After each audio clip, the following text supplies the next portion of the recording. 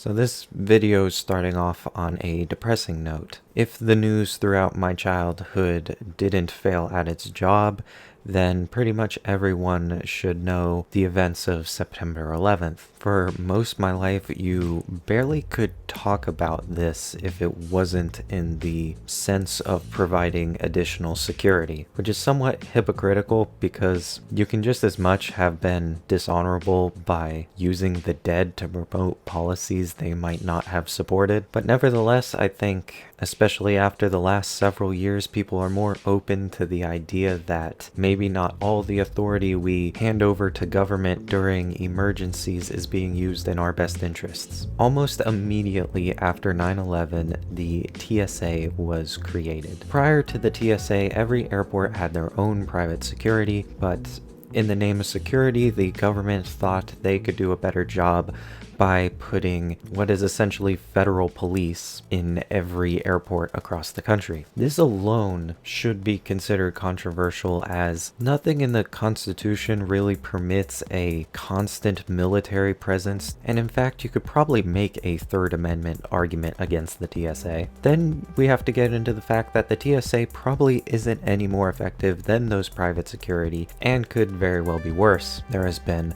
multiple reports of the TSA's inefficiency, and there's also the fact that after 9/11, Americans became aware of a new form of threat. Prior to 9/11, most people would rightly assume that if someone was hijacking a plane, they were hijacking it to demand a ransom. It had never been perceived before that someone would fly the plane into a building on purpose. Once the public has become aware of this, training and procedures have been completely changed, where pilots will do whatever they can to prevent a perceived threat from gaining control of the plane. And even on 9/11, once people on Flight 93 learned of the horrific incidences that were happening across the country, they decided to rush the cockpit, which caused their plane to crash, which ultimately saved countless more lives. So we have to admit to ourselves today that the events of 9/11 will never happen the way they unfolded. We are simply aware of the threat, and we will not allow that to ever happen again. Which then goes back to the purpose of the TSA. If the TSA isn't providing any additional security, then at best they're a waste of $12 billion every year. However, I believe there is a greater social repercussion of the TSA. One of the things that are fundamental to the Americans' understanding of rights is the right to property and security of that property. I believe this ultimately goes back to the right of self-property and self-ownership, but even if you just acknowledge the right to property, you acknowledge that individuals have a right to govern what is theirs. And this is why the Fourth Amendment was created, to secure this right to property and ultimately privacy. No one's allowed to take or go through your stuff without your consent unless a judge has ruled they have proper reason to do so. That's a bit of an oversimplification, but regardless, no government employee is allowed to search your stuff without a warrant. Well, the government's answer to this was to give the TSA an unlimited warrant in the form of Congress basically just approving everything, even though it's unconstitutional, and the courts deciding it doesn't fall under the Fourth Amendment because no one's being accused of a crime, even though that's kind of the point of a search, and the Fourth Amendment isn't specific about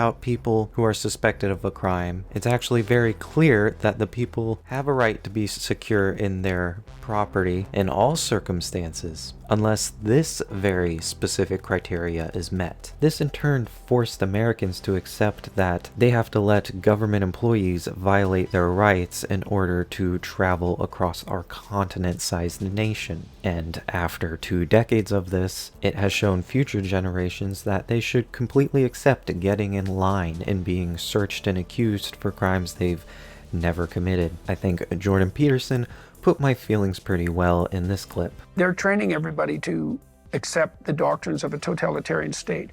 You have to line up like sheep to do stupid things that mean nothing, that give you the illusion of security, implemented by faceless authoritarians and then acted out by powerless minions.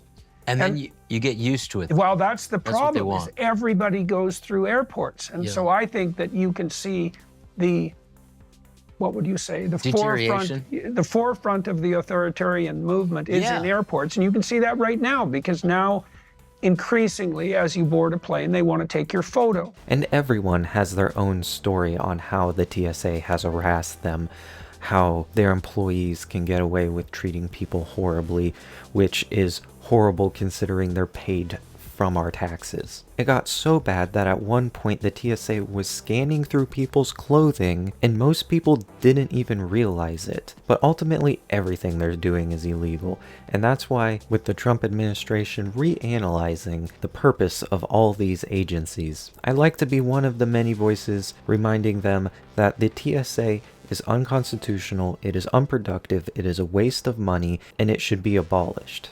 If you agree, give this video a like, leave a comment because those help with us getting YouTube to notice our videos, and share this video with anyone else you might know who hates the TSA, because I feel like this is a united factor across most of America that we really don't like them. Thank you for watching this video, and I'll see you guys in the next one.